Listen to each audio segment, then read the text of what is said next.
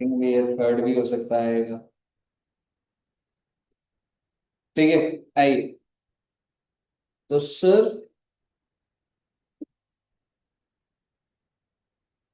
हमारे चैप्टर का नाम है जी रिडेम्पशन ऑफ प्रेफरेंस शेयर्स। मैं आपसे एक चीज पूछना चाहता हूं कि रिडेम्पशन का मतलब क्या होता है? कि मैंने शेयर इशू करे हैं या रीपेमेंट हो गई है जी?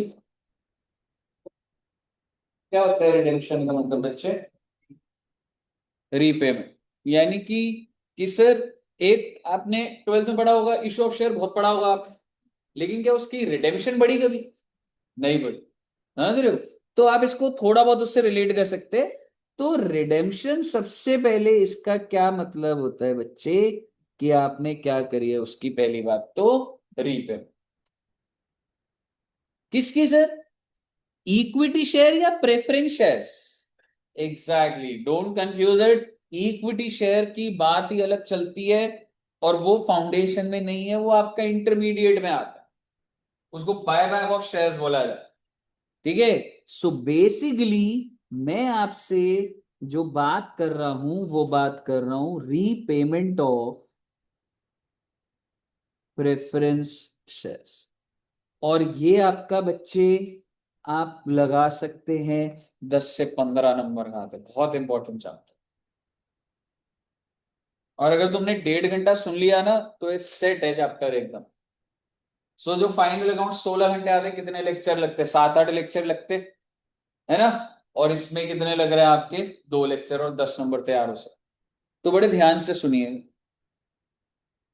रीपेमेंट में जाने से पहले मेरे को तो आपको इशू के बारे में बताना है। तो बेसिकली सपोज करिए एक कंपनी है, और कंपनी इशू करती है बच्चे, क्या कर रही है इशू? प्रेफरेंसेस। तो कितने preferences? 1 lakh. What is the par value? 10। What is the issue price? 12। Can you tell me what is the SPR? 2 रुपए। पार वैल्यू से ऊपर जो भी होता है उसको एसपीआर बोला जाता है। सर जी, किसको इशू कर रहे हैं सर हम? पब्लिक को। ना मेरा आपसे सवाल है, क्यों पब्लिक को इशू कर रहा हूं मैं? क्यों पब्लिक के पास जा रहा हूं मैं? क्यों ये शेयर इशू कर रहा हूं? क्योंकि कंपनी को पैसे चाहिए। ठीक है। यही होता है ना शार्क टैंक के अंदर। आप देखते हो कि जो इन्वेस्टर के पास क्यों जा रहे हो आप? क्योंकि आपको पैसे की जरूरत है। ठीक है ना? तो पर्पस क्या है सर? ये कंपनी क्यों जा रही है? बिकॉज कंपनी को पैसे की जरूरत। मेरा आपसे सवाल, इस केस में इस कंपनी को कितने पैसे की जरूरत है अकॉर्डिंग टू यू? है जी? अगर मैं 1 लाख शेयर बांट रहा हूं, तो मैं एक शेयर के कितने ले रहा हूं आपसे? 10 या 12? तो इसका मतलब 12 12 लाख। 1 लाख इंटू 12 ही होगा ना। 12 लाख की जरूरत है ना। कंपनी के पास ऑलरेडी प्लान होता है, कंपनी ऐसे ज्यादा या कम थोड़ा ना लेती, मुझे जितने पैसे की जरूरत है उस हिसाब से नंबर ऑफ शेयर डिसाइड होते। बाकी मार्केट में मेरा भाव क्या चल रहा है आपको शुरू करने से पहले बताऊं? अगर आपको इतना डेटा दिया हुआ है, आप मुझे बताइए what is my market value? 12। क्योंकि अगर मैं आपको एक शेयर 12 का दे रहा हूं, तो आप भी इन्वेस्टर इन्फॉर्म्ड होते हो, आपको पता है कि भाव 12, तभी तो 12 मांग रहे हैं। ठीक है ना? तो आप ऑफ रिकॉर्ड मतलब ऐसा कह सकते हो दैट्स द मार्केट प्राइस और the market value is also 12। यहां तक क्लियर है बच्चे? और पब्लिक ने बहुत अच्छा रिस्पॉन्स दिया सर। आप जो बेचना चाह रहे थे, पब्लिक ने आपको वो पैसा दे दिया। क्या आप मुझे बता सकते हैं मैं एंट्री क्या डालूंगा इशू की?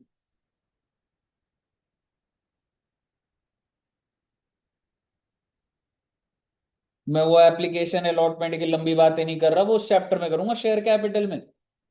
अभी मैं सीधा लिखूंगा to preference share capital to SPR.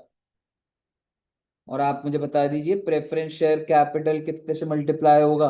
10 से, क्योंकि कैपिटल हमेशा पार वैल्यू से बढ़ता है, और एसपीआर में क्या हो जाएगा, 2 रुपए।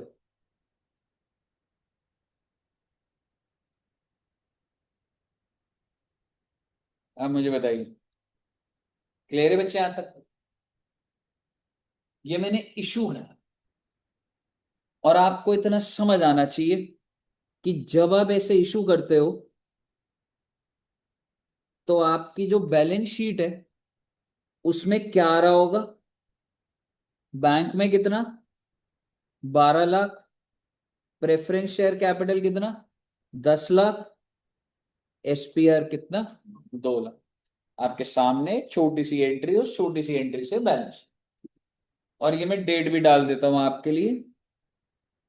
मान लो ये मैंने 1/4/18 को इशू करा था, लॉन्ग बैक, 1/4/18 को इशू करा था। बताइए यहां तक कोई दिक्कत?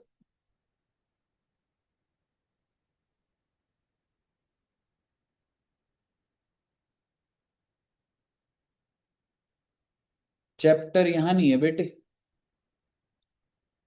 चैप्टर कहां पर है कि मैंने इन पब्लिक को वादा करा था कि आप ना 7 साल बाद आ जाना। क्योंकि देखो, पब्लिक ने जब पैसा दिया था तो क्या मैंने उनको ये बोला था कि मैं आपको वापस करूंगा? हाँ जी, बोला था। ठीक है, तो मैंने पब्लिक को क्या बोला था, मैं आपको बोलूं अगर ये, कि रिडेम्पशन डेट किस दिन आपको आपका पैसा वापस कर दूंगा, 31 मार्च 25। और आज वो दिन है, 31 मार्च 25।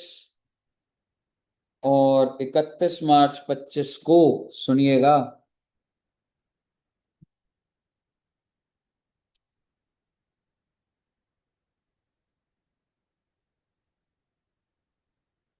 ये 1/4/18 की बैलेंस शीट है। मैंने बहुत धंधा करा होगा, सेल, परचेज, डेटर, क्रेडिटर, चल ही रहा है धंधा। तो आप मुझे बताइए, मेरी बैलेंस शीट तो काफी इलेबोरेटेड होगी ना? तो इलेबोरेटेड का मतलब कहना चाह रहा हूं, इक्विटी शेयर कैपिटल 50 लाख का पड़ा हुआ है। प्रेफरेंस शेयर कैपिटल कितने का पड़ा हुआ, कितने का था पहले? तो 10 लाख ही तो रहेगा ना। मैं आपको भी और क्लियर कर दूं अभी। सपोज करो दी मार्केट प्राइस इज 50 रुपीज। किस चीज की? Preference share. तो क्या कैपिटल 10 से ही दिखेगा या अलग दिखेगा? हाँ जी, 10 से ही दिखता है जी। भाई साहब, स्टॉक मार्केट में भाव बढ़ रहा है, भाव गिर रहा है, उसे कंपनी की लायबिलिटी पे क्या फर्क पड़ रहेगा इसमें? तो डेली प्राइस चेंज होता रहेगा। आज अभी वॉर चल रही है तो आपको पता है सारे शेयर टूटे हुए हैं बेटे। अप्रोक्सीमेटली 40%। जो शेयर बहुत स्ट्रांग है ना, जिनकी मोनोपली है, वो 40% डाउन है सर। कुछ शेयर अगर 1400 का था, ठीक है, तो वो 900 रुपए पे आया हुआ। बहुत अच्छी अपॉर्चुनिटीज है। ठीक है, पर क्या शेयर प्राइस गिर रहा है तो कंपनी का जो पार वैल्यू उस पर कोई इंपैक्ट पड़ रहा है? उस पर थोड़ा ना पड़। तो आप मुझे बताइए कि सर मार्केट प्राइस से क्या फर्क पड़ता है? अच्छा, एक छोटी सी बात, सर एसपीआर कितना आ रहा होगा? तो बच्चे वो भी उतना ही आ रहा होगा, क्योंकि जब मैंने इशू करा था तो मैंने आपसे 2 रुपए लिए थे, एसपीआर आ रहा है। अब इसके अलावा मैंने कोई और इशू करे हो, एसपीआर बढ़ जाए तो अलग बात है। बट इस अगर इसके अलावा कोई मैंने इशू नहीं करा था, मेरे एसपीआर 2 लाख ही आ रहा हूं, कोई दिक्कत नहीं है उसमें। ठीक है जी, पहली बात ये। सर और बोलो सर इसमें, तो जैसे सपोज करो एसपीआर है, ऐसे जनरल रिजर्व पड़ा है 8 लाख का, ठीक है, पीएनएल पड़ा है आपके पास 10 लाख का, ठीक है, you have a bank loan 30 lakhs, ऐसे करते करते बहुत लाइबिलिटी है। स्कैटर्ड बिजनेस है, बड़ा बिजनेस। और यहां पर एसेट्स में क्या लिखा है, land and building 30 lakhs, plant and machinery 10 lakhs, debtors 10 lakhs, बाकी कैश डाल देता हूं। तो एक बार आप मुझे टोटल बताइए ना,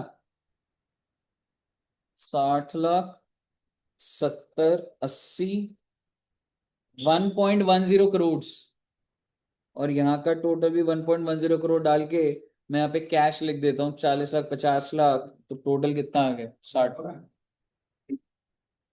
तो बात ऐसी है जी, ये आपकी बैलेंस शीट है।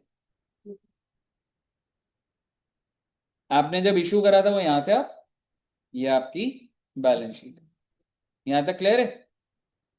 और मैं आज आपको कह रहा हूं, आज वो दिन है जब प्रेफरेंस शेयर होल्डर को जिंदा रखना है या उनको उनसे जो पैसा लिया था वापस कर देना है, वापस कर देना। तो ये आपका एग्जाम्पल नंबर 1 ही लेके चलिए आप, और आप सुनते रहिएगा जरा एक बार।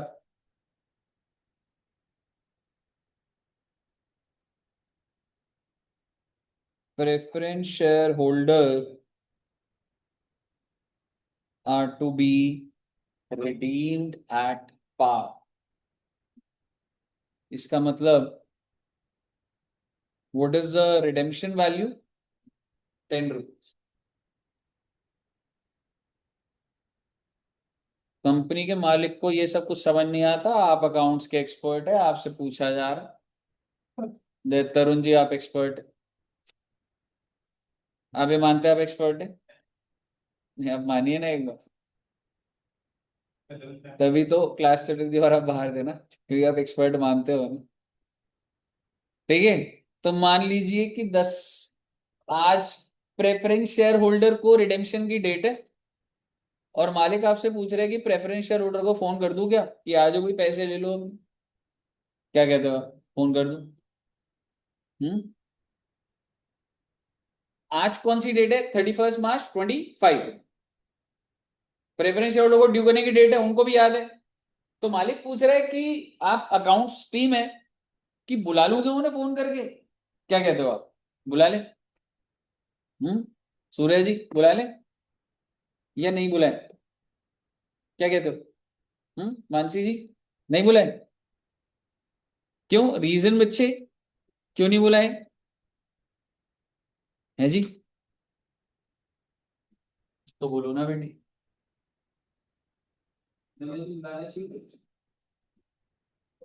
आप बताओ, ये तो बुलाना, बुलाओ नहीं बुलाना, बोलो आप जल्दी, कहानी बताओ। हाँ, तुम दिमाग लगाओ बस। आगे की प्रेफरेंस शेयर होल्डर को फोन करके बोलो भाई अपने पैसे ले जाओ, या मैं बोलूं कि उनको नहीं बुलाऊं कि पैसे मत लो। Today is the due date. हमने इशू कब करा था बच्चे? 1/4/18 को मैंने प्रेफरेंस शेयर इशू करे थे, और मैंने इनको बोला था कि मैं तुमको वापस कर दूंगा कौन से दिन, और आज वो दिन है, और आज ये बैलेंस शीट है। So the owner of the company is asking you to the accounts expert, क्या प्रेफरेंस शेयर होल्डर को बुलाऊं या ना बुला ले? आपने, अच्छा बुला लेते। तो मान लो प्रेफरेंस शेयर होल्डर बाहर खड़ा है, ठीक है, वो आएगा अंदर, क्या मांगेगा वो आपसे? पैसे। है पैसा आपके पास? कितना पैसा मांगेगा? कहेगा हाँ जी।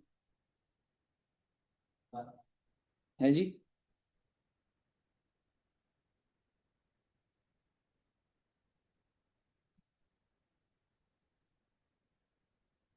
Are to be redeemed at par. इसका मतलब वो एक शेयर का कितना पैसा मांग रहा है? 10। तो नंबर ऑफ शेयर, तो 10 लाख रुपए तो मांग रहा है, ये तो मांगेगा। है क्या आपके पास? Do you have 10 lakh rupees? Hmm, है ही नहीं सर, है या नहीं है?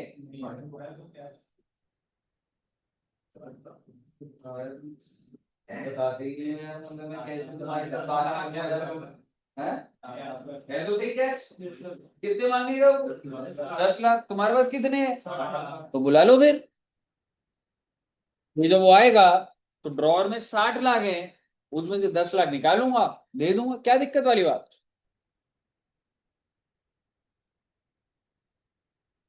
अगर ये 6 लाख होता तो प्रेफरेंस शेयर होल्डर वाला है, कितने पैसे मांगेगा आपसे? 10 लाख। आपने ड्रॉर खोला, ड्रॉर खुल ही नहीं रहा बेटी, पेमेंट के टाइम पे अटक जाता है ड्रॉर। ठीक है, ड्रॉर में से आपने कितने रुपए निकाले बेटे? 6 लाख। 6 लाख है। ठीक है, आप मुझे बताइए, मैं उसको ये 6 लाख दूंगा तो वो चला जाएगा? कितने मांगेगा? हाँ, 4 लाख और मान है मेरे पास 4 लाख। एग्जैक्टली, इसी ड्रॉर में क्या पड़ा हुआ है? और जनरल रिजर्व। तो मैं जनरल रिजर्व निकालता हूं। आपको दिख रहा है जनरल रिजर्व? दिखना चाहिए। आप ही तो कह रहे हो कि उसको दे दो जनरल रिजर्व। आपने किसी कंपनी का जनरल रिजर्व देखा कि कहीं पड़ा हुआ है? एडू जंक्शन का जनरल रिजर्व, एडू जंक्शन का पीएनएल कहाँ पे है? बुक्स में। बुक्स क्या है?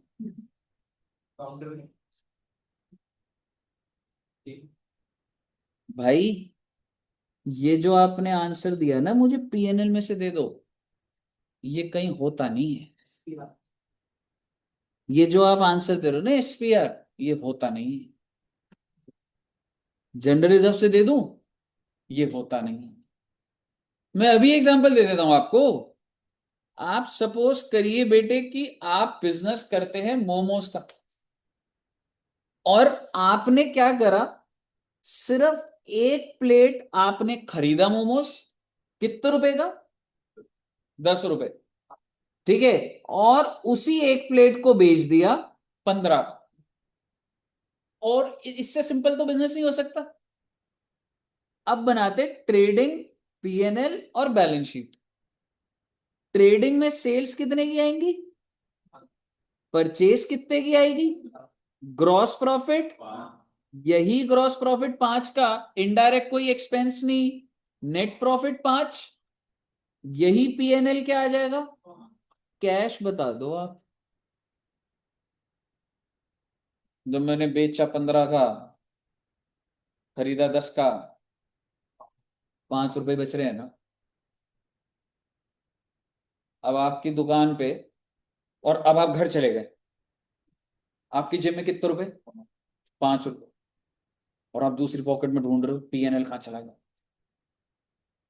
पीएनएल भी तो कहीं ना कहीं होता हो, कहीं नहीं होता पीएनएल। 5 रुपए तेरी पॉकेट में पड़े, ये पीएनएल कहाँ पर है? आपको सोच लो। ये तो बुक एंट्री होती है ये तो बस आपके सेल और परचेज को कंपेयर करके ये बता रहा है कि ये प्रॉफिट है। ये कोई कहीं टेंजिबल लेवल पे थोड़ा ना पड़ा बच्चे, समझ रहे हो? सो दैट आप ये कह सकते हैं कि मेरा profit is represented by the cash. अब आप इससे, इस कैश से आप बिल्डिंग खरीद लो, प्रॉफिट तो वहीं का वहीं, प्रॉफिट तो एस्टैब्लिश हो गया, तुमने 5 करोड़ बनाया है। लेकिन अब वो तुम्हारा कैश में पड़ा है, या वो तुम्हारा बिल्डिंग में पड़ा है, या वो तुमने गुडविल खरीद ली, या वो डेटर्स है या स्टॉक है, ये 1 to 1 रिलेशन थोड़ा जा सकता है। आपको ये बात समझनी पड़ेगी कि ये सब जो रिजर्व्स वाली बातें होती हैं, ये कहीं पर नहीं, ये सिर्फ बुक एंट्री। नहीं तो आप इतना दिमाग लगा लो, आपने पहली एंट्री डाली थी, बैंक में कितने रुपए आए थे? ये कैपिटल हो गए। ये तो मैं रिलेट कर पा रहा हूं, बाहर के लोग हैं जो कितने रुपए मांग रहे हैं मेरे से? 10 लाख। एसपीआर 2 लाख है। अब तुम अपनी पॉकेट में चेक कर रहे हो मेरे पास कितना कैश पड़ा, 12 लाख तो मिल जाएगा तुम्हें। एसपीआर कहां पर? एसपीआर कुछ होता ही नहीं। एसपीआर तो क्या है, पार वैल्यू से ऊपर वाले को एसपीआर बोलते हैं। अब समझ रहे हो? सो प्रेफरेंस शेयर होल्डर वाला जब आएगा, तो बच्चे आपके पास हार्ड कैश होना चाहिए। This is not cash, this is nothing. तो मुझे क्या लेना देना, तुम एंट्री डालो डालो, नहीं डालो ना डालो, मेरे को कैश दो भाई। आप समझ रहे हो मैं क्या बोल रहा हूँ? प्रेफरेंस शेयर होल्डर वाले को कोई लेना देना आपकी बुक्स में क्या है? आज मैं आपसे पैसे मांगने आया हूं, कितने रुपए मांगने आया था? 10 लाख रुपए। तो मैं कैश ही तो लेके जाऊंगा, समझ रहे हो? तो बेसिकली अभी फर्स्ट क्वेश्चन जो चल रहा है वो आसान चल रहा है बच्चे, 60 लाख का। तो मैं पहले आपको बस ये प्रूव करना चाहता था ये बात। अब हम एक बात समझिएगा, दूसरी बात सिर्फ क्या लिख दी मैंने, पास जर्नल। बड़े ध्यान से सुनना, मैं 4-5 एग्जाम्पल में पूरा चैप्टर खत्म कर दूंगा। ये पहला एग्जाम्पल है,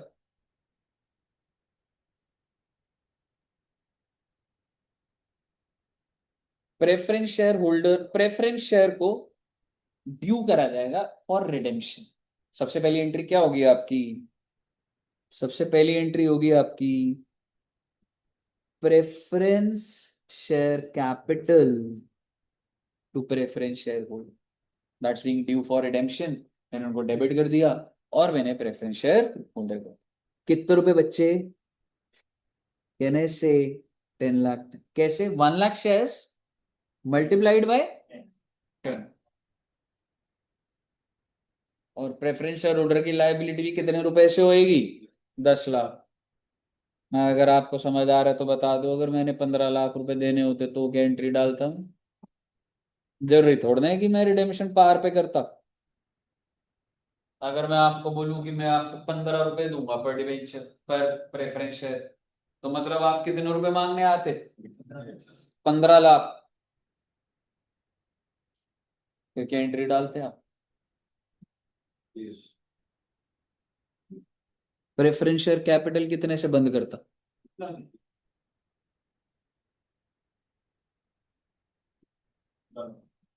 गुड। और debit, premium on redemption of preference, यानी कि एसपीआर नहीं,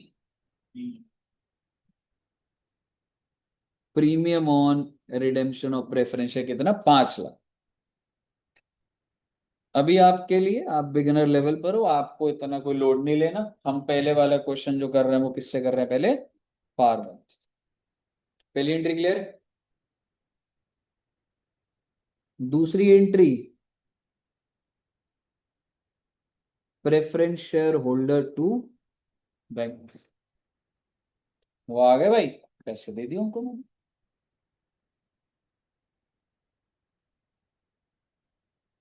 अब समझे, अब नई बात आएगी, आपका कैपिटल कितने से गिरा,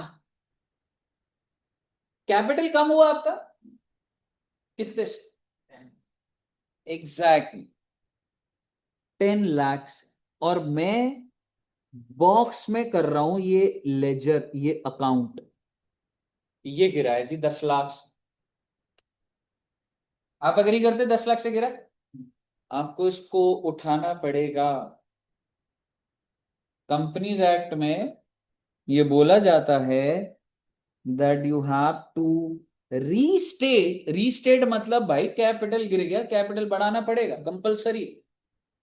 restate the par value of preference share capital redeem। Okay, कैसे बढ़ेगा, दो ऑप्शन है। एक है बच्चे fresh issue of equity share, और भाई दोबारा इशू कर ले भाई, सर इक्विटी कर ले, different class of preference share कर ले, कैपिटल 10 से गिरा, 10 से बढ़ा दूंगा मैं दोबारा। या दूसरा, that is creation of CRR out of free reserve. Okay, अभी अभी तो थोड़ी देर पहले तुमने सीआरआर को खत्म करना सीखा था, बोनस के अंदर सीआरआर क्या हो रहा था, डेबिट। यहां पे मैं सीआरआर को खत्म करना नहीं सिखा रहा, क्रिएट करना। और सीआरआर कहां से निकल कर आएगा, फ्री रिजर्व। और तीसरा ऑप्शन, बोथ। भाई थोड़ा सा कैपिटल रेस कर ले, थोड़ा सीआरआर कर ले, कोई भी कॉम्बिनेशन ले लो आप। मतलब सर अगर, मतलब मैंने, अगर इक्विटी शेयर या इससे मेरे को रीस्टेट करना होता तो मैं क्या एंट्री डालता sir ji? Bank to equity share capital. ऐसा करने से मैंने अपने कैपिटल को कितने से बढ़ाया बच्चे? कितने से बढ़ाना चाहिए था? 10 से ही तो बढ़ाना था। अच्छा जी।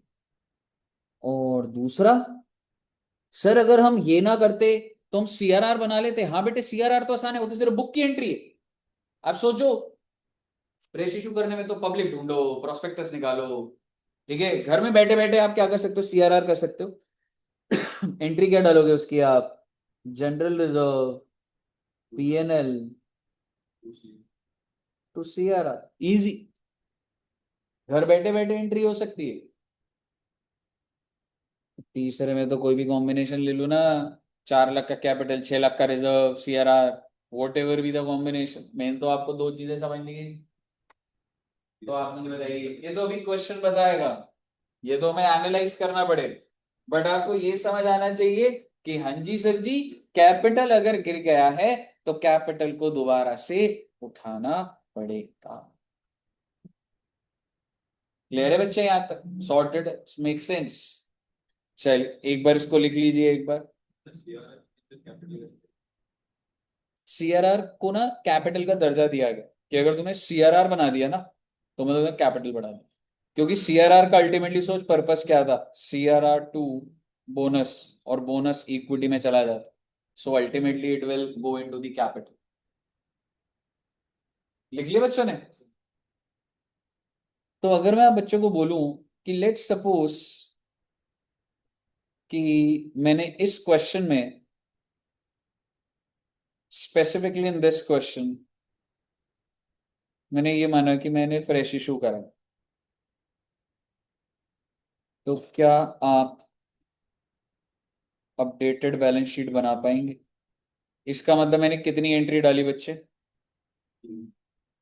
Entry number 1, entry number 2। तो क्या ये आपकी बैलेंस शीट है? रीड्राफ्ट कर दीजिए बैलेंस शीट। इक्विटी कितने से आएगा अब?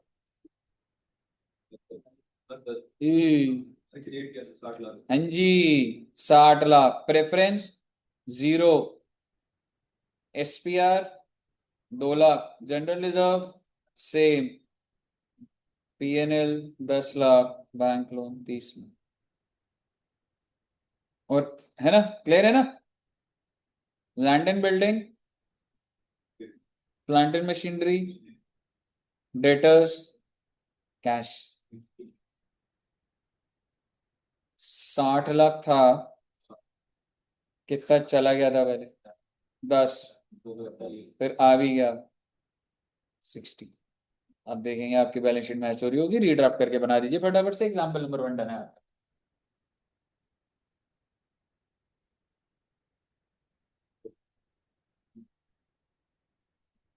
तरुण जी ऑल क्लियर? अयान को क्लियर है?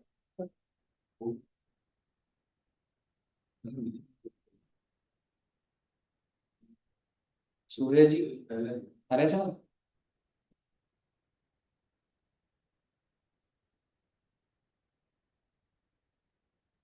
ओके। बैलेंस शीट ड्राफ्ट करने भी आनी चाहिए बच्चे।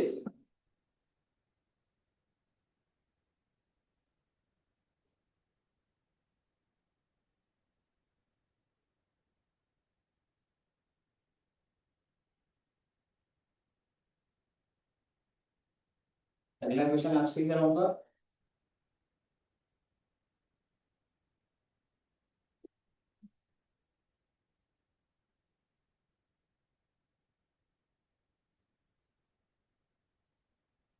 टॉपिक जी, मई और सितंबर साल के खोए हुए रहते तो पता नहीं किस बार।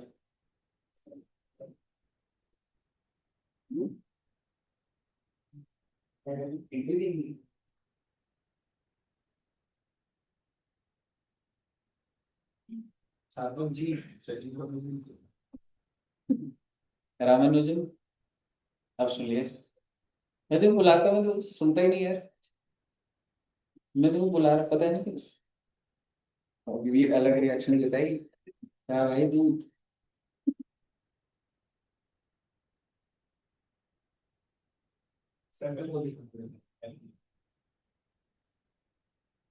Tarun ji any doubts?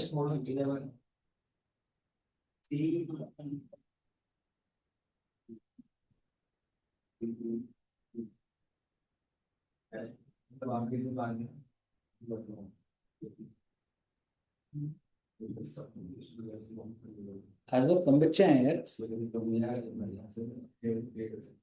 यूविन जी तो आते ही नहीं।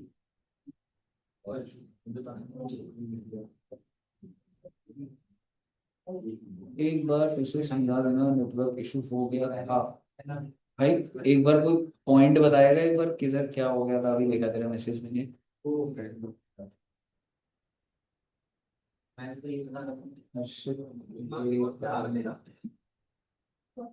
सिंपल है यार। Capital debit your to preference share holder, preference holder to bank, और जितना कैपिटल गिरा है उतने से उठा दे, चाहे फ्रेश इशू कर ले। भाई शुरू से समझ नहीं आया, आधा घंटा हो गया मेरे को समझाते हो, शुरू से कैसे बताऊं अब देखो। इतनी सारी बातें, अगले एग्जाम्पल का वेट करियो अभी फिर। सर लास्ट वाला बता दो एक बार, वो तो शुरू वाला तो कर लो आप। एंट्री, एंट्री फर्स्ट एंट्री समझ आई? हाँ सर। ये तो प्रेफरेंस ड्यू शेयर करने की कैपिटल एंट्री को ना ड्यू सर। कर दिया, प्रेफरेंस शेयर होल्डर को बोला तुमको पैसा देंगे, अगली एंट्री में पेमेंट कर दी। फिर क्या करा, देख मेरा जितने से कैपिटल गिरा ना दोस्त, उतने से मुझे कैपिटल को रीस्टेट करना हो, और वो मैं फ्रेश इशू भी कर सकता हूँ बैंक टू कैपिटल, या फिर मैं सीआरआर क्रिएट कर सकता हूँ आउट ऑफ फ्री रिजर्व्स। ठीक है बच्चे? Yes sir. अब ना एक अपने रजिस्टर में, ये एग्जांपल हो गया ना, इसके नीचे एक नोट डालिएगा। फ्री रिजर्व का मतलब लिख लेते हैं ना, बार बार आता है वो। Free reserves are the reserves, free reserves are the reserves which are available, which are available for distribution, which are available for distribution as dividends, which are available for distribution as dividends. Full stop. For example, for example, general reserves, comma, PNL, comma, reserves and surplus, और कोई reserve है, comma, revenue reserves, full stop. ठीक है बच्चे? और इसके नीचे लिख लीजिएगा, revaluation reserve, revaluation reserve is not a free reserve, is not a free reserve. अब मैं आपको एक छोटी सी बात बता दूं, आप जब अभी क्वेश्चन ये चैप्टर प्रैक्टिस करेंगे ना, तो आपको एक क्वेश्चन आएगा जिसमें ना कैपिटल रिजर्व लिखा होगा और वो उसको फ्री रिजर्व माना, हालांकि कैपिटल रिजर्व फ्री रिजर्व नहीं होता, बट उसको माना होगा। तो जब वहां तक पहुंचेंगे तो मैं बोलूंगा भाई इसको ले ले क्योंकि मॉड्यूल मान रहा है तो मान। ठीक है, पर मैं लिखवा नहीं सकता। ठीक है बच्चे? ओके, तो बेटे बात ऐसी है, क्वेश्चन है पूरा का पूरा सेम, बस मैं क्या बदल रहा हूं, रिडेम्पशन वैल्यू कितने रुपीस कर दी मैंने, 14। ठीक है, तो आप ऐसे लिखिए, ज्यादा टाइम वैसे ही करेंगे। आप अगला एग्जांपल लिखिए, एग्जांपल नंबर 2 लिखिए। Continuing with example number 1, continuing with example number 1,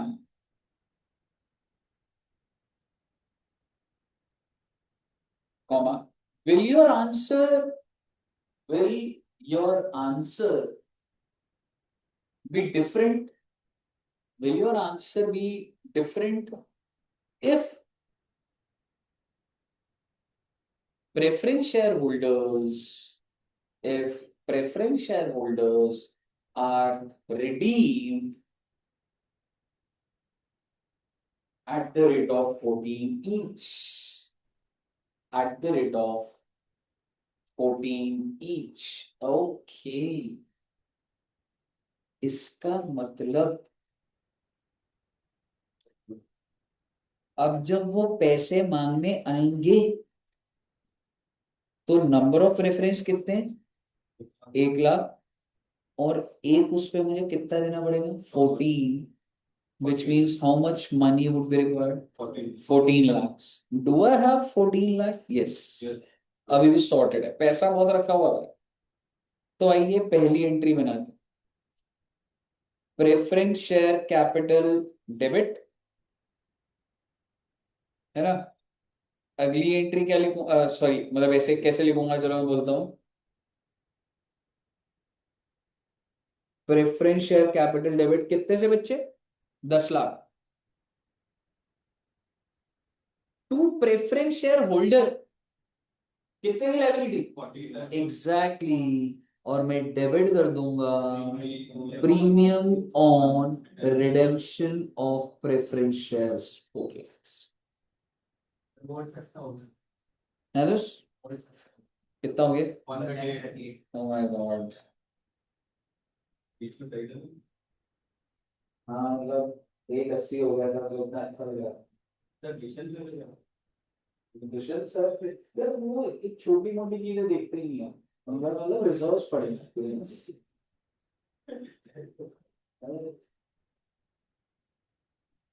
पहली एंट्री क्लियर है।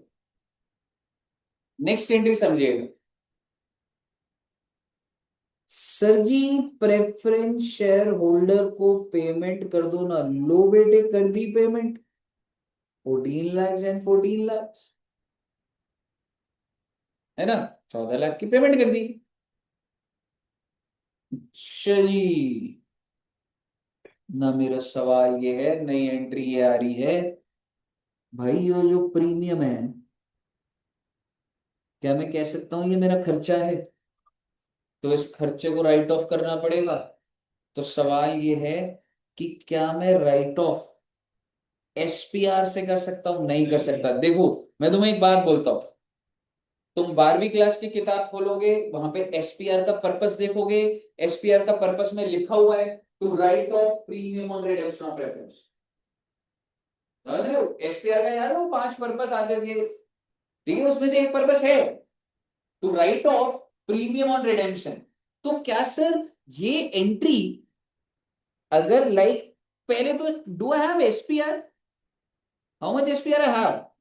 2 लाख। तो पहले तो आप ये बोलोगे सर 2 लाख का एसपीआर से क्या मैं प्रीमियम को राइट ऑफ कर सकता हूं? अगर आप क्लास 12th की बुक रेफर करेंगे तो हाँ कर सकते, फाउंडेशन की बुक में भी लिखा हुआ। लेकिन क्या होता है बच्चे कि एक सेक्शन लग जाता है कंपनीज एक्ट, और वो कहते हैं कि अगर एक कंपनी बड़ी है तो वो एसपीआर यूज नहीं कर सकती। अगर एक कंपनी के ऊपर अकाउंटिंग स्टैंडर्ड्स लगते हैं ना, देखिए वो सेक्शन 133 है, आपके लिए वो रेलिवेंट नहीं है।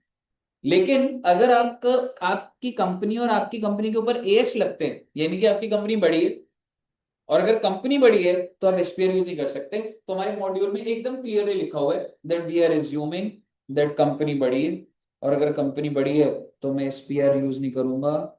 मैं चाहे पीएनएल यूज कर लूंगा, चाहे मैं जनरल रिजर्व यूज करूंगा।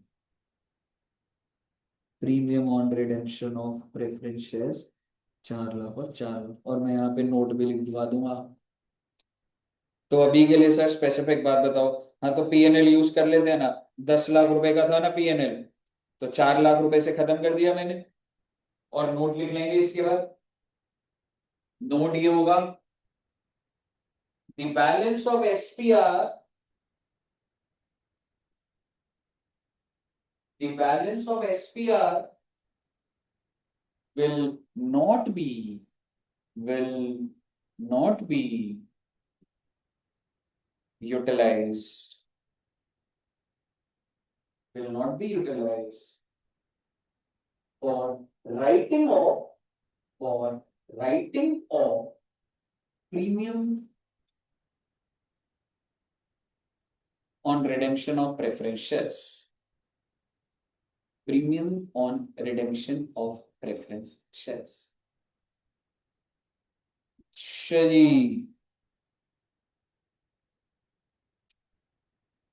क्लियर है बच्चे? तो आपने कितनी एंट्री, आपने एक नई एंट्री कौन, देखो ड्यू की एंट्री तो आप सीख ही गए थे, ये वाली एंट्री भी आपको समझ आ गई। और तीसरी एंट्री आपको कि भाई मैं तो पीएनएल से राइट ऑफ करूंगा, ये भी समझ आ गई। अब मैं आपके साथ एक और ज्यादा गहरी बात कर, पीएनएल, हालांकि इसका कोई वो नहीं है, बट पीएनएल जनरली हो रहा था वो चीज। अब मैं आपको ये बोलना चाह रहा हूँ कि सर फ्रेश इशू करेंगे तो क्या होगा, दोनों की एंट्री करा दूंगा आपको मैं। अगर क्वेश्चन बोले कि फ्रेश इशू है, क्या मुझे जर्नल एंट्री बता सकते हैं?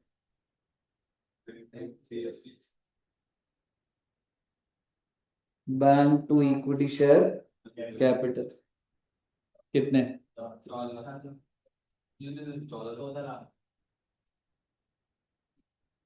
अब रुक जाइए आप, ये तो अब यही रुक जाएगी।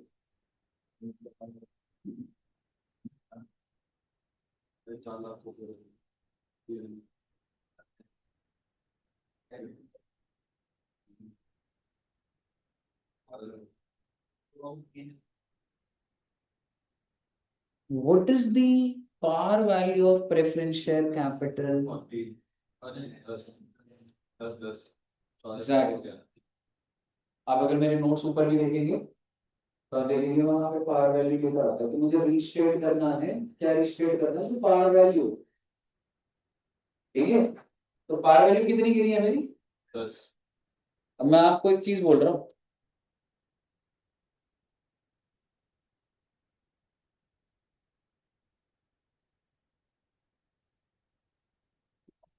Issue necessary number of equity share. भाई मैं नहीं बता रहा नंबर ऑफ शेयर, तुम्हें दिमाग लगाओ, क्योंकि मैंने क्या लिखा, आपको नंबर ऑफ शेयर बोले मैंने? नहीं, मैं क्या बोल रहा हूं, कितने शेयर जितने जरूरी हो, नेसेसरी, जिसकी पार वैल्यू 10 है और इशू प्राइस 20 है, यानी कि अब जब मैं शेयर इशू करूंगा तो उसका इशू प्राइस 20 रुपए है। क्यों, मार्केट में जरूरी है कि मैं पार पे इशू करूं? भाई मेरा कैपिटल गिरा, कैपिटल उठाने के लिए फ्रेश इशू कर सकता हूँ। फ्रेश इशू जितने भी शेयर करूं, जरूरी है पार वैल्यू पे इशू करूंगा? ऐसा भी हो सकता है मेरे शेयर का भाव 20 रुपए चल रहा है, वो तो मार्केट में 20 का ही निकालूंगा। अब आप मुझे बता दो the number of shares I have to issue. Ji,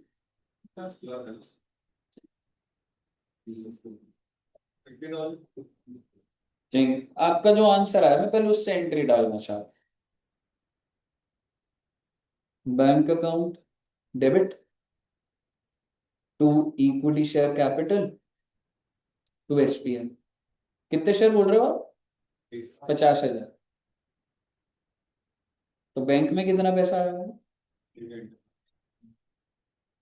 10 lakh. Capital कितना? अच्छा जी, कैपिटल हमेशा पार से होती है, डेबिट 5 लाख। और एसपीआर क्या ये सही है, क्या गलत है? गलत। क्या लगे अनन्या जी, सही नहीं? जैसा पूछ रहे हो तो इसका मतलब कोई और ऑप्शन होगा ही। क्या लगे? गलत। नितिन जी गलत है, क्यों गलत है? एग्जैक्टली, आपको बहुत विजिलेंट होना पड़ेगा, आपको बहुत ज्यादा लेवल पे एक्सपर्ट बनना पड़ेगा। आपका कैपिटल कितने से गिरे? 10 लाख। उठाया कितने से आपने? ये कर रहे हो, आपको उठाना भी तो 10 लाख से था। अगर आप में से कोई बच्चा सोच रहा है अरे 10 ही तो है, तो मेरे भाई ये बैंक है, कैपिटल इसे बोलते हैं। इसका मतलब तुमने क्यों डिवाइड करा 20 से? जब तुमको पता था कि पार वैल्यू 10 ही है, तो नंबर ऑफ शेयर तो 1 लाख इशू करूंगा ना। यानी कि आपके नंबर ऑफ शेयर कैसे निकलने थे, 10 लाख डिवाइडेड बाय 10, यानी कि आपके नंबर ऑफ शेयर 1 लाख आने थे भैया। 20 लाख, 10 लाख, और ये भी 10 लाख। अरे सर पैसा ज्यादा है तो क्या हो गया भाई, कंपनी लॉ ये कह रहा है कि मेरा कैपिटल 10 लाख से उठना चाहिए, वो ये थोड़ा कह रहा था कि पैसा बढ़ना चाहिए 10 लाख से। तो आप मुझे बताइए 1 लाख इंटू 10, 1 लाख इंटू 10, इसी के अंदर ही जाता रहेगा चैप्टर। अभी अभी बीच में कैश की शॉर्टेज कर दूंगा, तो ये आपको ऐसे जनरली बता रहा था कि थोड़ा विजिलेंट रहिएगा कि कैपिटल का एग्जैक्ट क्या मतलब होता है। यहाँ तक क्लियर है? अगर आपको यहाँ तक क्लियर है तो आपका बच्चे एग्जाम्पल नंबर 2 भी पूरा का पूरा डन है जी। क्या आप अपडेटेड बैलेंस शीट बना पाएंगे? बना दीजिए। 4 एंट्रियां डाली है मैंने। इस क्वेश्चन में मैंने 2 बातें चेंज करी थी। एक, प्रेफरेंस शेयर रिडीम किस पर हुए? प्रीमियम 14 रुपए, और मैंने जो शेयर इशू करे वो 20 रुपए का इशू। 2 चीजें बदली है मैंने।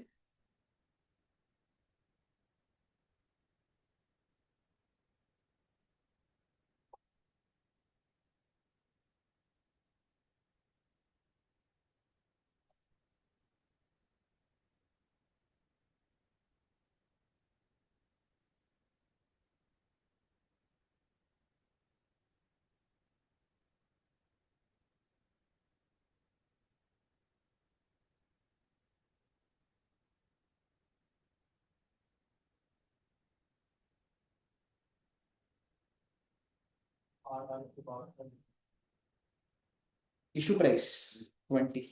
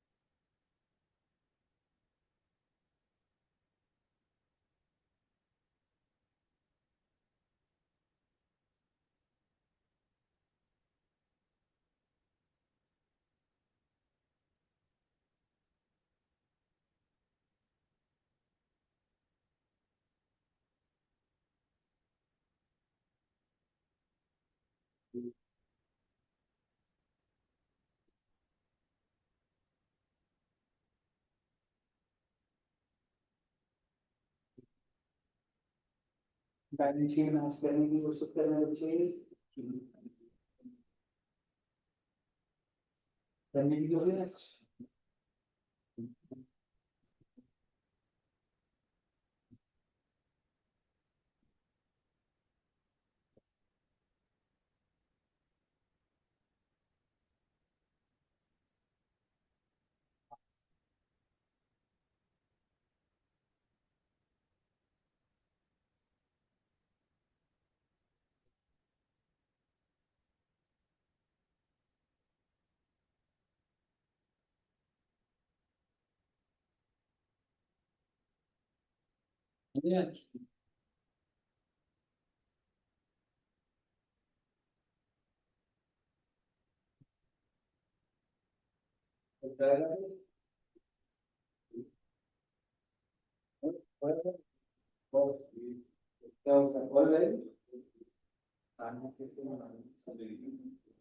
कॉलेज से आ रहा है?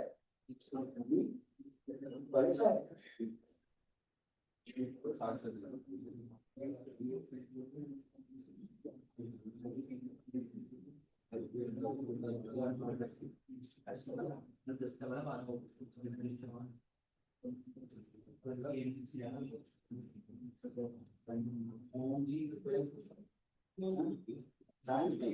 एक्सिस्टेंट कितना था बैंक का? 60 लाख से अधिक शुरू हुआ। इधर हो गया ना? अच्छा देखो ना, बैलेंस शीट तो यही थी ना हमारी। ठीक है, तो एक बात बताओ, इक्विटी शेयर कैपिटल कितने से आ जाएगा बच्चों? वेरी गुड, 60 लाख, क्योंकि 10 लाख का पार वैल्यू बढ़ाया मैंने अभी। प्रेफरेंस निल, एसपीआर क्योंकि अभी 10 लाख और इशू करा था। ठीक है, तो समझ आना चाहिए आपको, अभी फ्रेश इशू करा था ना 10 लाख का। जनरल रिजर्व सेम, पीएनएल क्योंकि पीएनएल से हमने राइट ऑफ करा था प्रीमियम वाला, बिल्कुल 6 लाख रुपए। Bank loan same, land and building में कोई चेंज नहीं, प्लांट में कोई चेंज नहीं, डेट में कोई चेंज नहीं। 60 लाख तो ये जैसे था, तो फिर मैंने क्या करा, रिडीम करा -14 लाख, और फिर मैंने फ्रेश इशू करा तो बैंक बढ़ा मेरा 20 लाख से, सो दैट 66 लाख। बहुत इजी बैलेंस शीट है, समझ रहे हो, मतलब कंट्रोल आना चाहिए आप।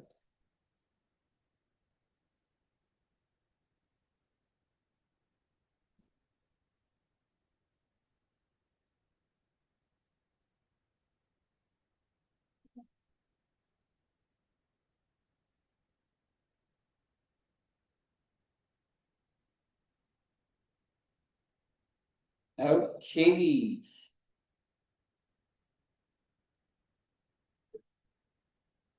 पक्का से क्लियर है ना। अब मैं आपको एक ऐसा क्वेश्चन कराने जा रहा हूँ जिसमें आपका फुल चैप्टर आ जाएगा, और इसी एग्जाम्पल का जैसा ही एक दो एग्जाम्पल करेंगे तो आपके चैप्टर के कॉन्सेप्ट्स खत्म हो जाएंगे। ठीक है बच्चे, ये एग्जाम्पल नंबर कौन सा हो जाएगा हमारा? 3, नहीं 3 या 3।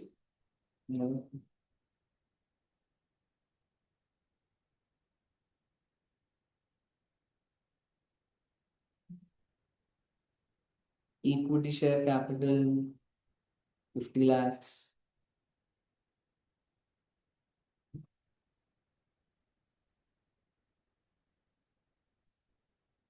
General reserve 8 lakhs, PNL 3 lakhs, bank loan 5 lakhs। बहुत अच्छी बात है। और land and building 30 lakhs, plant and machinery 20 lakhs। Liability side का टोटल भी बता देना मुझे जरा। स्टॉक 10 lakhs, डेटर्स 71 लाख, हाँ 50-60 हो गया, 11 लाख।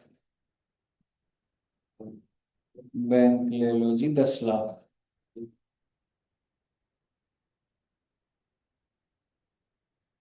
60, 71, 80। ठीक है जी।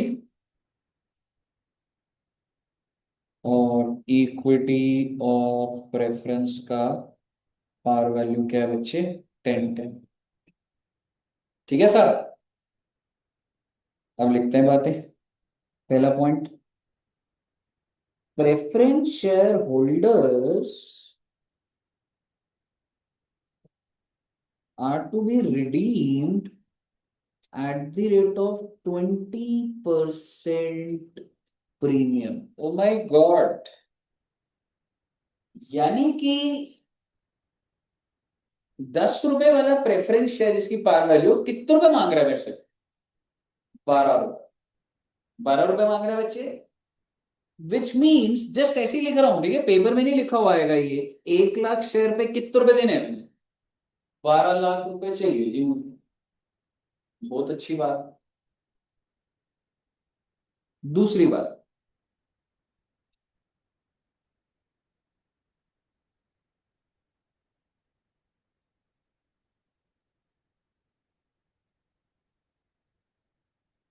Necessary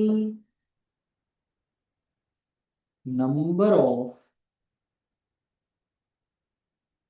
equity shares are to be issued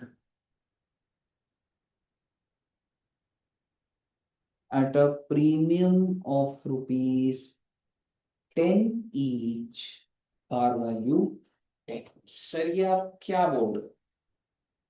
बेटे क्वेश्चन कह रहा है कि necessary number of equity shares, कितने नंबर क्वेश्चन नहीं बता रहा, बस आप इतना बताइए कि इक्विटी शेयर की पार वैल्यू क्या है, और इशू प्राइस क्या होगा? क्यों? Are to be issued at premium. तो क्या आपको इशू प्राइस 20 रुपए दिख रहा है? पास journal entry and prepare balance.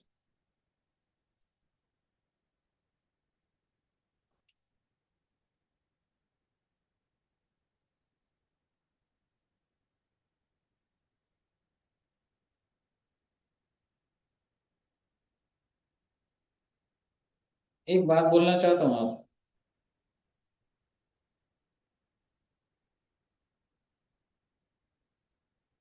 चलो ठीक है, काम बन जाएगा। ठीक। ये क्वेश्चन में ना, ये अच्छा क्वेश्चन है, इसमें बस मैं और कॉम्प्लेक्स कर सकता हूँ वैल्यू और वो करके, पर काफी कॉम्प्लेक्स बन गई। तो आप इसको बड़ा अच्छे से रिसीव करना। ठीक है। तो ई प्रेफरेंस शेयर को रिडीम करना है, तो रिडेम्पशन की ड्यू की एंट्री तो डल ही सकती है ना, बिना दिमाग लगाए पहले कि भाई करना क्या है, पैसे कहाँ से आएंगे, ड्यू तो कर सकते हैं ना। तो आइए सबसे पहली एंट्री डालते। प्रेफरेंस शेयर कैपिटल कितने से डेबिट बच्चे? 10 lakh. To preference share holder कितने बच्चे? सॉरी, 12 लाख रुपए। और डेबिट के कर दूंगा भाई, premium on redemption of preference. क्या फर्स्ट एंट्री का इतने शेयर इशू करो, इतना कोई लेना देना, कोई लेना देना, ड्यू करना भाई। ठीक है, ये तो इंडिपेंडेंट अपना एंट्री है। अब मुझे एक बात बताओ, do you have money? How much money is required? How much you have? Problem number 1। पैसे ना भाई आपके पास, लेकिन क्या इस बात का आपको भरोसा है कि अरेंज तो कर ही लेंगे? तो पेमेंट की एंट्री तो डाल ही देता हूं। समझ रहे हो? तो अगली एंट्री, सर हमारे पास पैसा नहीं है। अरे छोड़ो ना बेटे, आ जाएगा पैसा बच्चे। 12 लाख, 12 लाख एंट्री डालो ना।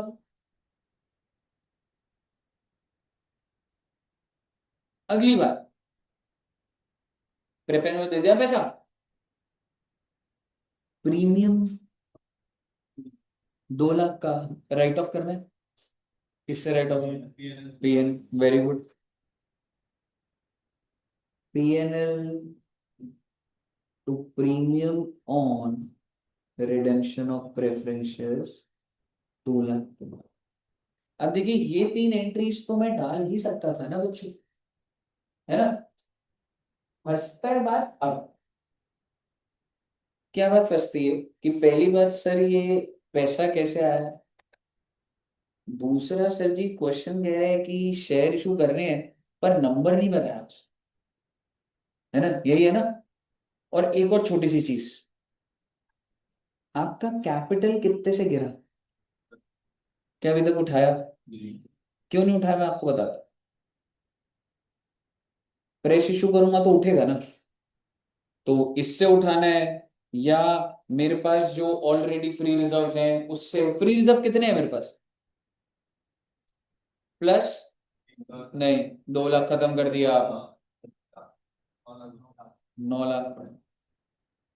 पर अब मैं 9 से बढ़ाऊं, शेयर कितने इशू करूं, यहाँ पे कंफ्यूजन आ रही है ना? तो बेसिकली आपको इस कंफ्यूजन के लिए आपको बनाना पड़ेगा एक वर्किंग नोट। और ये वर्किंग नोट में ऐसा बना के दूंगा आपको कि आपके सामने पूरी पिक्चर आ जाएगी। और जिंदगी में प्रॉब्लम दो ही है बस।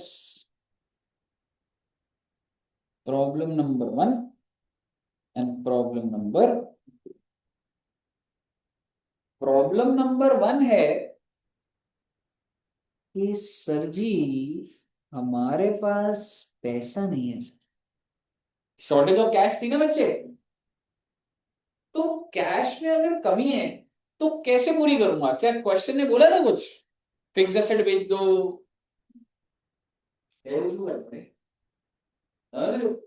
तो आइए सबसे पहले देखते हैं what is the shortage of cash. Can you tell me what how much is available cash? 10 lakhs। ठीक है।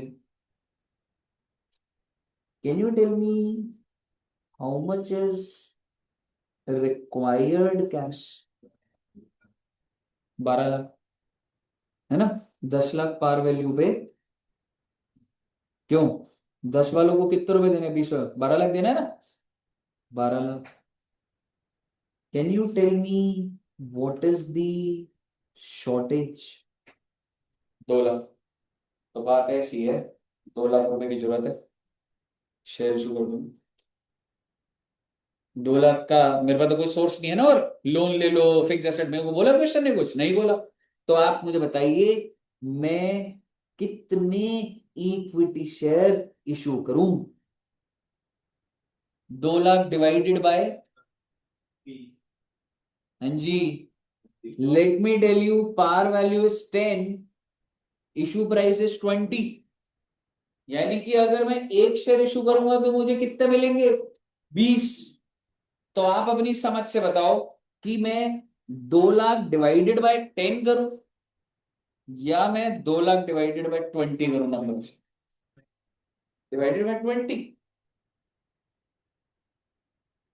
भाई अगर एक शेयर से 20 रुपए मिलते हैं तो 20 से डिवाइड करूंगा। अगर एक शेयर से 2 लाख रुपए मिल रहे होते तो 2 लाख डिवाइड 2 लाख करता है, एक ही शेयर इशू करता हूँ।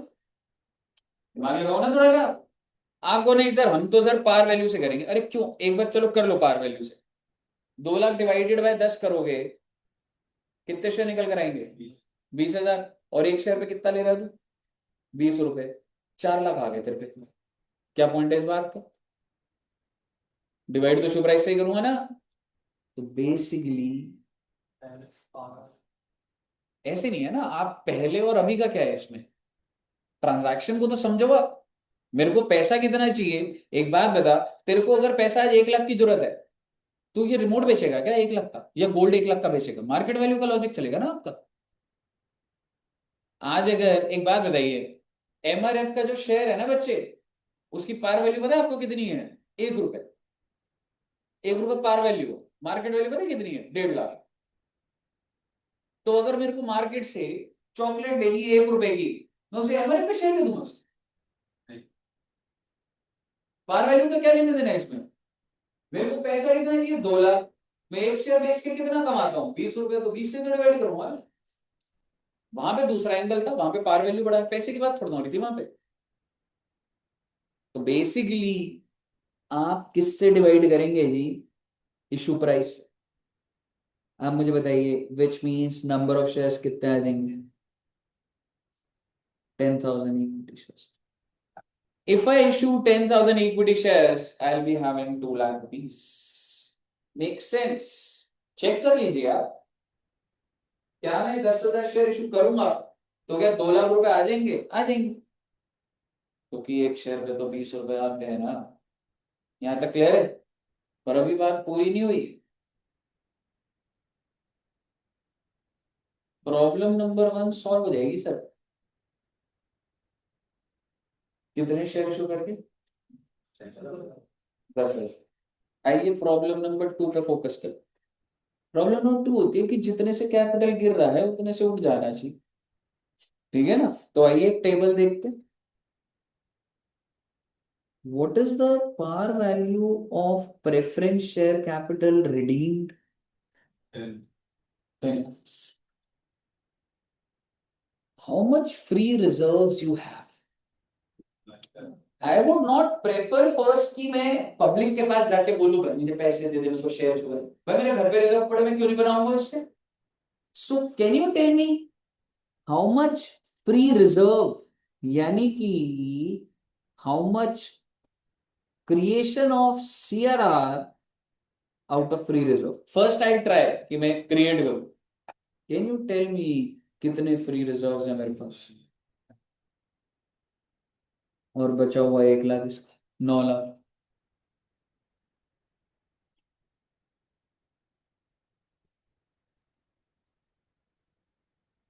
भाई क्या सिर्फ सीआरआर बना के जिंदगी चला लोगे? ना चला पाओगे, कितने की शॉर्टेज चल रही है। एग्जैक्टली तो मैं क्या लिख रहा हूं देखना, par value of equity share capital to be issued। मुझे 1 लाख की पार वैल्यू के शेयर इशू करने पड़ेंगे। Can you tell me the number of equity shares? Par value 10 है, इशू प्राइस क्या है क्वेश्चन में? 20 कि नेसेसरी इतने कर सकते हैं? किससे डिवाइड करो, 20 से या 10 से? सोच के बताइए। है जी, 20 या 10? 10 करूंगा जी, नहीं तो दिमाग लगा लो। मैं 20 से कर देता हूँ काउंटर पहले। अगर मैं 1 लाख डिवाइडेड बाय 20 करता हूं तो 5,000 शेयर आते। तो कल को जब इशू करोगे तो 2 कैपिटल में 5 इंटू 10 से 50,000 रेज हो रहा है। तो यहाँ पे आप किससे डिवाइड करोगे बच्चे? पार वैल्यू से। Make sense? हर चीज की रिक्वायर सिचुएशनल बात है भाई, कोई याद करने की चीज थोड़ी ना है। तो आप मुझे बताइए कितने शेयर बच्चे? 10,000। Now let me tell you, ये जस्ट चांस की बात है कि प्रॉब्लम नंबर 1 10,000 आ गई, मैंने तो ऐसी फिगर्स लिखी थी बच्चे। और प्रॉब्लम नंबर 2 भी क्या आ गई? 10,000। तो होता क्या है कि प्रॉब्लम नंबर ए और प्रॉब्लम नंबर बी का ये सोल्यूशन है। प्रॉब्लम नंबर ए कैसे सॉल्व हो जाती, कितने शेयर शुरू कर देता? 10,000। प्रॉब्लम बी कैसे हो जाती? तो मैं जनरली क्या लेता हूं, इन दोनों में से आए। जैसे लेट सपोज अगर ये 3,000 आया होता, है ना, तो आप सोचो कि मैं सिर्फ 3,000 शेयर इशू करके कैश तो जनरेट ही कर पाता। तो मेरे को हायर लेता मैं 10,000 शेयर, और उससे क्या होता है कि मेरे पास पैसा भी आ जाता और मेरा उधर कैपिटल भी बढ़ जाता। अभी आप एकदम से नहीं एब्जॉर्ब कर पाएंगे, आप सिर्फ इतना लिखिए कि सर दोनों प्रॉब्लम निकालेंगे और दोनों में से जो हायर आएगा वो हमारा नंबर ऑफ शेयर इशू। और अभी के हिसाब से कितना शेयर इशू करना है बच्चे मैंने? 10,000। तो मैं अगली एंट्री डालूंगा इस वर्किंग नोट के बाद, चौथी entry, bank to equity share capital to SPR. 10,000 into 10, 10,000 into 20, 10,000 into 10, 2 lakh, 1 lakh, 1 lakh. और जब आपने ये शेयर इशू करे तो लेट मी टेल यू, क्या आपके पास पैसा आ गया? आ गया। क्या आपका कैपिटल रेज हो गया? हो गया। 1 लाख से ही तो करना था। अच्छा एक बात और भूल गया मैं, छोटी सी। पहले एंट्री नंबर 4 समझ आ गई आपको? है जी, हाँ। हाँ देख, तूने दोनों प्रॉब्लम के आंसर आ गए, हायर ले लिए। जो हायर है वो फ्रेश इशू कर दिया। बट मैं क्वेश्चन टू यू इज, क्या आपका पूरा का पूरा कैपिटल रीस्टेट हो गया? अभी तो सीआरआर से आई मीन अभी तो आपने सिर्फ और सिर्फ कितने से बढ़ाया? Exactly exactly। तो प्लीज मत भूलिएगा कि आपने वो जो करना था, जनरल रिजर्व 8 लाख,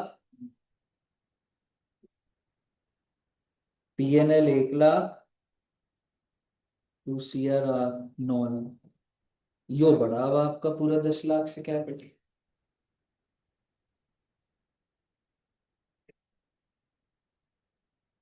ये रही कैपिटल की अमाउंट, ये रखा है।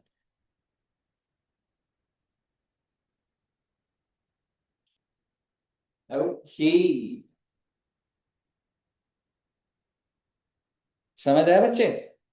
अगर आपको ये अब इसी क्वेश्चन के अंदर ही चलता रहेगा, अब अगर मैं बोलूँ ये इससे ऊपर बात नहीं आएगी, ठीक है ना? अब बस मेरे को आपको सिर्फ वैल्यूज हिला के बस वो प्रॉब्लम 1 प्रॉब्लम 2 को हैंडल करवाऊँ, ठीक है?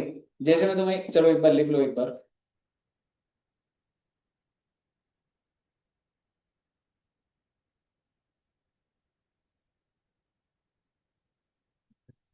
लिख लिया। अगर मैं तुम्हें एक चीज बोलता इसी क्वेश्चन में, ठीक है, आप मत लिखिएगा, ठीक है, समझिएगा बात। मैं बस एक पॉइंट इधर लिख देता,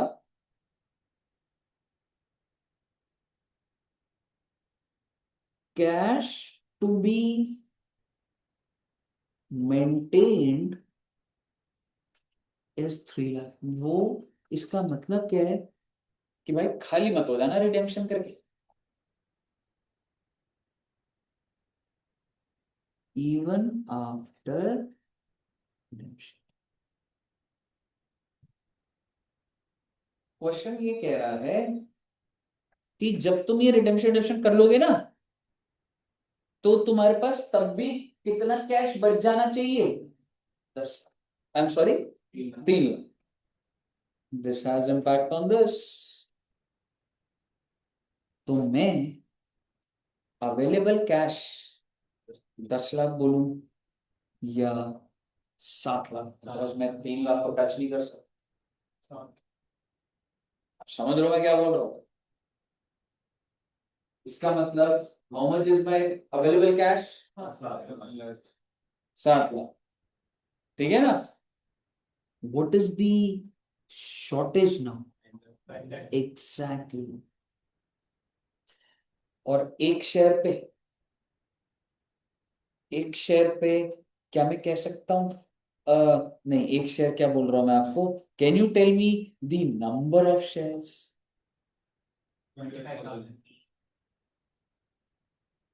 बहुत अच्छा पॉइंट जाने वाले हैं आप, बड़े फोकस में रहिएगा उसमें। आपको ये कहूंगा भी सही आप। यहाँ तक क्लियर है आपको? एक लाइन बदली बस मैंने कि भाई कैश रख लियो, और उससे क्या हो गया, तुम्हारा शॉर्टेज बढ़ गई और नंबर ऑफ शेयर कितने आ गए? 25,000।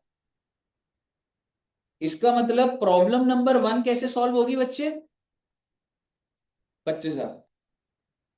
प्रॉब्लम नंबर 2 रिमेन्स इंटैक्ट कि भाई मेरा कैपिटल कितने से गिरेगा, मैं कितना उठा सकता हूं, और 1 लाख का मुझे पर इक्विटी शेयर इशू करना, और नंबर ऑफ शेयर कितने? अब आप मुझे बता दो फाइनल कंक्लूजन कि मैं कितने शेयर इशू करूं। एग्जैक्टली। क्योंकि अगर मैंने 10,000 शेयर इशू करे ना, तो मेरे पैसे की शॉर्टेज पूरी नहीं हुई। इसका मतलब मुझे whichever is higher, that is 25,000 share issue करना। और अभी भी फोकस से देखिएगा, बात खत्म नहीं हुई है। इसका मतलब अब जब तुम ये एंट्री डालोगे,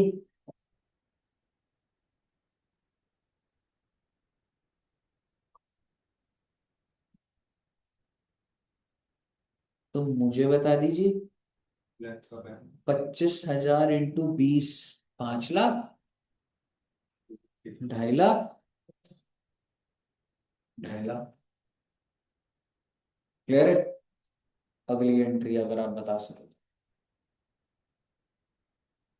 do I need to create CRR by 9 lakh now? Because our working note says that we have a pre-reserves of 9 lakh, so you can use 9 lakh. But do I need to use 9 lakh now or 7.5? आप समझ रहे हो क्या जा रही है? भाई जब तूने अगर यहाँ शेयर कंक्लूड कर ही लिए कि तेरा 2.5 लाख बढ़ गया, तो भाई 7.5 से बढ़ाना। यहाँ पे 9 लाख से करोगे तो गलत हो जाएगा वो। तो ऐसा भी नहीं है बिना देखे बस यहीं से पकड़े जा रहे हो बात को। तो जब ये कंक्लूजन आई, जब ये शेयर इशू हुए, मैंने फिर दोबारा देखा कि मेरा कैपिटल कितने से गिरा था, 10 से। कितने से उठ गया? 2.5 से। तो 7.5 से बढ़ाना उसको, and you are well within the limits, you have 9 lakh of reserves. तो इसका मतलब 7.5 लाख होगा। कैसे निकाला? 10 लाख माइनस ये 2.5 लाख जो आपका, और जनरल रिजर्व भी पड़ा हुआ था आई थिंक मेरे हिसाब से 7.5%। यूज करिए। अब देखिए छोटी सी चेंज करके कैसा इंपैक्ट पड़ा। बताइए, क्लियर है बच्चे? अब इसको आप लिखोगे कैसे? है जी? समझ आ गया ना बच्चे? ठीक है। तो अच्छा पॉइंट बन गया ये, पर अब आप इसको कैसे, आपने अभी तक नोट डाउन करा था? पहले वाला हो गया था? अब आप एक बार ना एग्जाम्पल नंबर 4 बनाइए और मैं लिखवा देता हूं। Will your answer be different? Will your answer be different? If cash is to be maintained, cash of rupees, I'm sorry, cash of rupees 3 lakh is to be maintained after redemption, comma, keeping other things same. Keeping other things same. तो आप सोच के देखिए, मैं एक बार फिर से बोलता हूँ, आप डाल दीजिएगा इसको। ये एंट्री तो डलेगी डलेगी, है ना? ड्यू तो वो नहीं है, पेमेंट तो करनी है 12 लाख की, पीएनए से राइट ऑफ तो करना ही है। प्रॉब्लम नंबर 1 अलग हो जाएगी, प्रॉब्लम तो सेम रहेगी भैया आपकी, विच एवर इज हायर अलग आ जाएगा, फिर ये एंट्री और डाल दीजिए, सारी एंट्री डालिए और बस वेट, फिर इससे ज्यादा लोड नहीं दूंगा आपको, अगली क्लास में मस्ते कर दूंगा।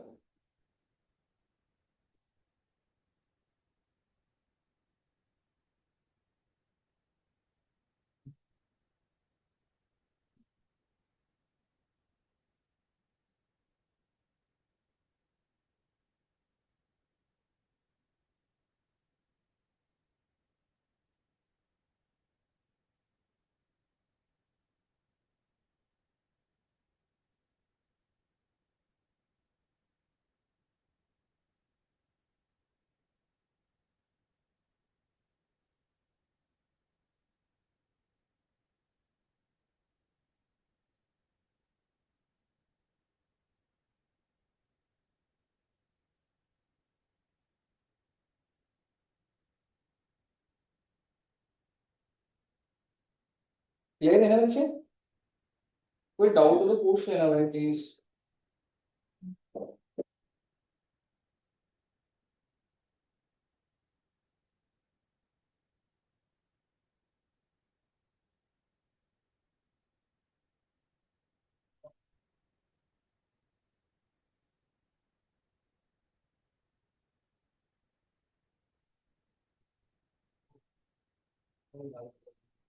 प्रॉब्लम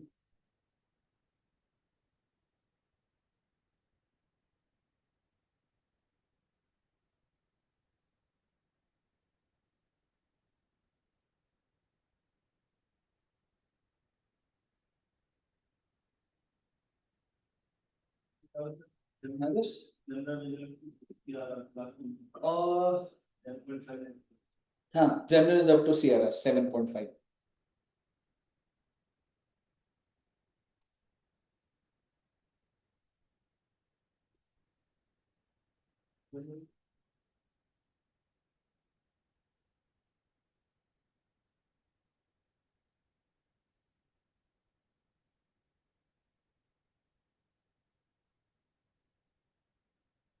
कर लिया नोट?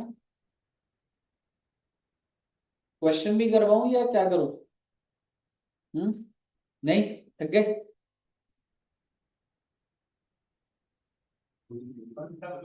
तरुण जी को तो भूख नहीं लग रही होगी ना?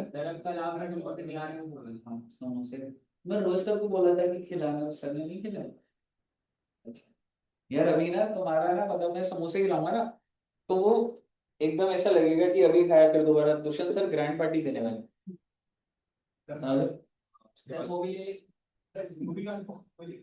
मैं तो अब वो करूंगा, जिसके नंबर सबसे सही आएंगे, हाईएस्ट आएंगे, उसको हर बार हैप्पी मील गिफ्ट करूंगा।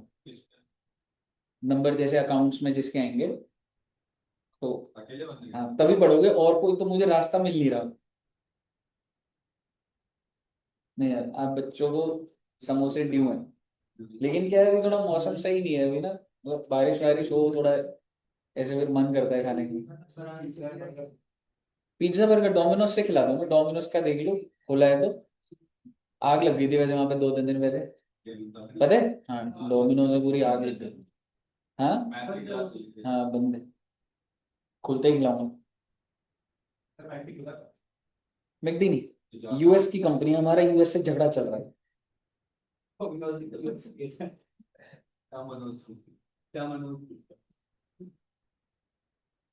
इंडियन का कुछ बताओ, गुप्ता नगर खाने का बताओ।